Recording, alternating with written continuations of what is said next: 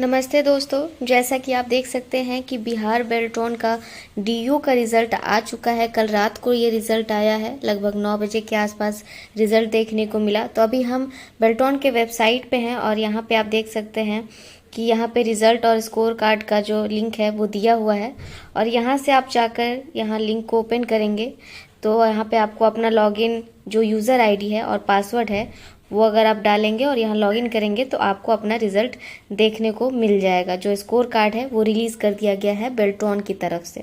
अब अगर हम बात करें कि मेरिट लिस्ट का, तो मेरिट लिस्ट भी दोस्तों यहाँ पे आ चुका है और इसको अगर हम डाउनलोड करेंगे तो आप देख सकते हैं कि मेरिट लिस्ट यहाँ पे आ रहा है, पीडीएफ है और पीडीएफ को डाउनलोड मैंने यहाँ कर लिया है। तो देखिए यहाँ पे जो पीडीएफ है मैंने उसे ओपन कर लिया है और आप देख सकते हैं कि यहाँ पे स्टूडेंट का जो डिटेल है वो यहाँ दिया हुआ है। ये डीयू का रिज़ल्ट है बेल्ट्रॉन का और यहाँ पे बहुत सारे लोगों का जो नाम है वहाँ पे आप देख सकते हैं। ये लिस्ट बहुत लंबी है और इस लिस्ट को अगर हम देखें तो ये टोटल कितने लोग सेलेक्ट हुए हैं इस लिस्ट के हिसाब से वो आप यहाँ आखिरी पेज पे जाके देख पाएंगे।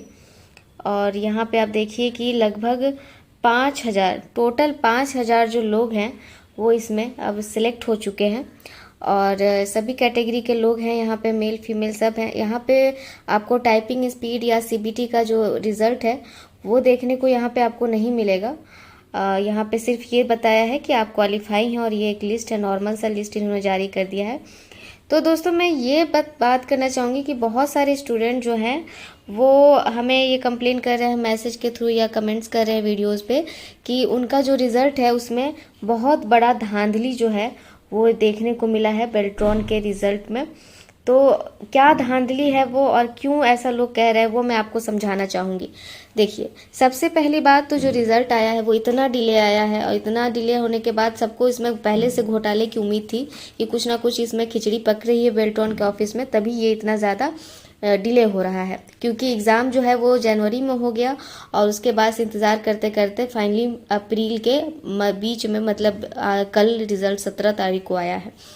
तो इसमें धांधली ये हुआ है दोस्तों, जैसे जो इसके पहले आंसर किया आया था, हमारा सीबीटी का जो पेपर का आंसर किया आया था, तो उसमें जो स्टूडेंट्स का नंबर था वो कहा गया कि नॉर्मलाइजेशन के बाद उसका फिर से नंबर या तो जुड़ेगा या घटेगा। ज़्यादातर स्टूडेंट का नंबर उसमें ऐड हुआ है। लेकिन जो टाइपिंग का है, जो लोग टाइपिंग दिए थे वो टाइपिंग एग्ज़ाम के हिसाब से वो बहुत अच्छा, बहुत सारे ऐसे कैंडिडेट हैं जो बहुत अच्छा 30+ जिनका आराम से जाने वाला था, जो लोग इस बात में फुली कॉन्फिडेंस थे, उनका स्पीड बहुत अच्छा जा रहा था। बहुत सारे ऐसे स्टूडेंट हैं जिनका टाइपिंग में 50 से ज़्यादा 50+ गया है। इंग्लिश टाइपिंग का मैं बात कर रही हूँ यहाँ पे। इंग्लिश टाइपिंग में 50 से ज़्यादा जिन लोगों का टाइपिंग गया था उनका भी जो रिज़ल्ट है वो रिज़ल्ट के आधार पे ये दिखा रहा है कि रिज़ल्ट में उनका जो मिनिमम क्वालिफाइंग मार्क्स था 30 का, वो 30 भी उनका नहीं हो रहा है। मिनिमम यहाँ पे 30 था वो भी नहीं हो रहा है। किसी का 23 आया है, किसी का 24 आया है। तो ऐसा अचानक से जिसका स्पीड आप कह सकते हैं कि 50 से ज़्यादा होगा, उसका अचानक से 25 आना बहुत बड़ी बात है। इतना ज़्यादा का मार्जिन हो ही नहीं सकता है।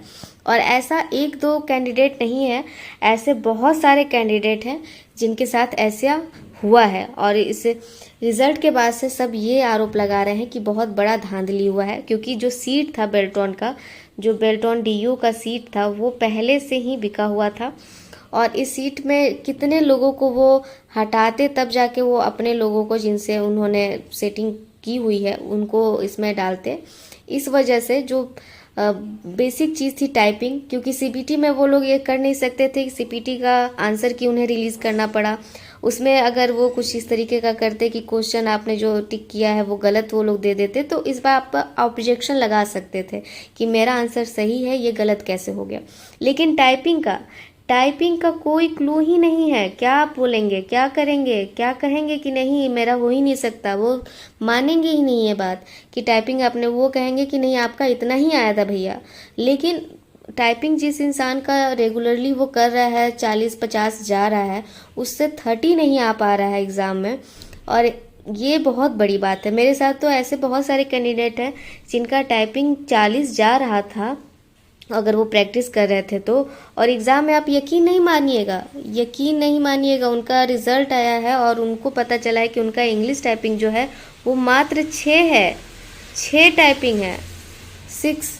मतलब जिसका 40 प्लस जा रहा है वो 6 कैसे उसका इंग्लिश टाइपिंग आ सकता है? इतना ज़्यादा मार्जिन कैसे हो सकता है? मैं मानती हूँ कि एग्ज़ाम हॉल में वो घबरा गए हो, टाइपिंग स्पीड का कुछ इशू हो गया हो, तो 40 से वो 30 पे आ सकते हैं, 10 ज़्यादा से ज़्यादा कम हो जाएगा या 35 होगा। लेकिन 6 किस हिसाब से उनको ये दिया गया है वो मुझे समझ में नहीं आ रहा। तो ऐसे भी कैंडिडेट हैं, उनका सोचिए, जिनको उम्मीद ही नहीं था कि इतना कम उनका मार्क्स कैसे आ गया है। और इसका कोई लिमिट नहीं है, कैसे पता करेंगे लोग कि कैसे हुआ ये, किस आधार पे ये लोग रिजल्ट बनाए हैं। तो मैं तो यही कहूँगी कि ये जो पूरा सीट है वो दोस्तों बिका हुआ था, और इसलिए हमारे जो कैंडिडेट इस तरह से दुखी हैं वो दुखी हैं। तो यहाँ पे जैसा कि आप देख सकते हैं कि इन्होंने लिस्ट तो जारी कर दिया है, अच्छे से अपनी जो लीपा पोती है उन्होंने कर दी है, और अब इस लीपा पोती के बाद क्या होगा उसकी कोई जानकारी नहीं है। बहुत सारे कैंडिडेट केस करने की बात कर रहे हैं बेल्ट्रॉन पे, या आरटीआई फाइल करने की बात कर रहे हैं, बट ये करके आप देख सकते हैं, अगर आपकी इच्छा हो तो आप एकजुट होकर अगर इसके खिलाफ आवाज़ उठाए तो मे भी हो सकता है कुछ हो। लेकिन ये चांसेस बहुत कम है, इसकी चांसेस बहुत ज़्यादा कम है कि बेल्ट्रॉन जो है वो अब इसमें कुछ सुधार करने जा रहा है रिज़ल्ट में।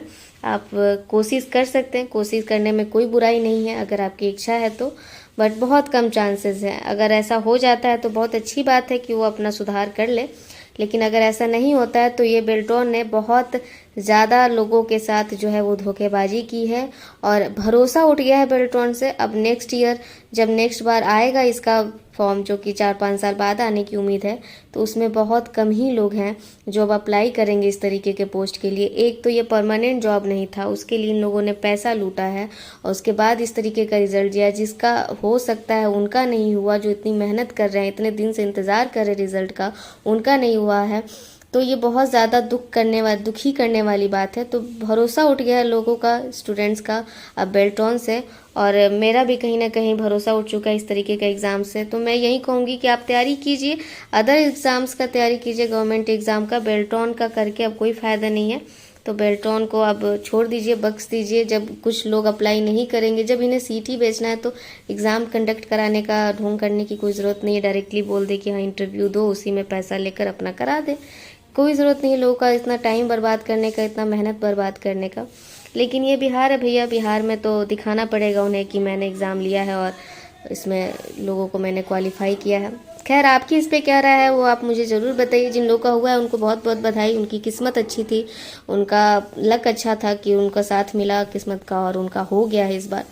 लेकिन जिनका नहीं हुआ है वो ये दुख ना रहे कि उनके तैयारी में कोई कमी थी या उनके पढ़ाई में कोई कमी थी, ऐसा बिल्कुल दुखी ना हो, क्योंकि ये जो कमी है वो सिर्फ और सिर्फ बेल्ट्रॉन में है, आप में नहीं है। आप दूसरा कीजिए, आप उसमें ज़रूर क्वालिफाई होंगे। ऐसे ही बने रहिए हमारे चैनल पे और सब्सक्राइब कर दीजिए ताकि कोई भी लेटेस्ट सरकारी जॉब से अपडेट आए तो हम आपको ज़रूर बताएं। धन्यवाद।